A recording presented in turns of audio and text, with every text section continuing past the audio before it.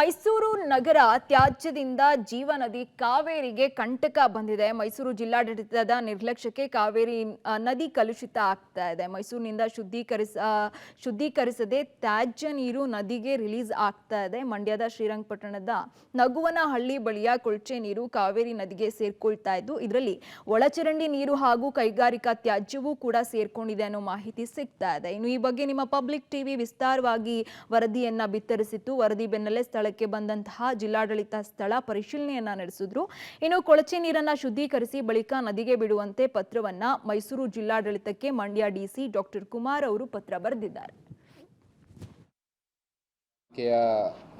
ವ್ಯಾಪ್ತಿನಲ್ಲಿ ಬರ್ತಕ್ಕಂತಹ ಏನು ಕಲುಷಿತ ನೀರು ಅಥವಾ ತ್ಯಾಜ್ಯ ನೀರು ಅಂತ ಕರಿತೇವೆ, ಆ ತ್ಯಾಜ್ಯ ನೀರನ್ನು ಕಾವೇರಿ ನದಿಗೆ ಮತ್ತು ಕಾವೇರಿ ನಾಲೆಗೆ ಚಂದಗಾಲ ರಸ್ತೆ ಅಂತ ಏನು ಬರ್ತದೆ ಅಲ್ಲಿ ಬಿಡ್ತಾ ಇದ್ದಾರೆ ಅಂತೇಳಿ ದೂರು ನನಗೆ ಬಂತು. ಅದಾದ ಮೇಲೆ ಕಾವೇರಿ ನದಿ ನೀರನ್ನು ಶ್ರೀರಂಗಪಟ್ಟಣದ ಗಂಜಾಂ ಪ್ರದೇಶದ ಕೆಲವು ವಾರ್ಡ್ಗಳಿಗೆ ಏನು ಚಂದಗಾಲ್ನಲ್ಲಿ ನಮ್ಮದು ಒಂದು ಪಂಪ್ ಹೌಸ್ ಇದೆ, ಇಂಟೇಕ್ ವೆಲ್ ಇದೆ, ಅಲ್ಲಿಂದ ನೀರನ್ನು ಲಿಫ್ಟ್ ಮಾಡ್ತೇವೆ.